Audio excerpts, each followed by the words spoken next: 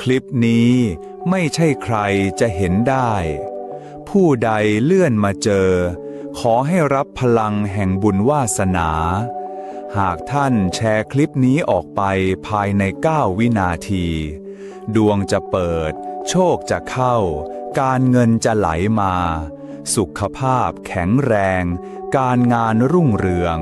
โชคดีจนเกินคาด สาธุ สาธุ สาธุ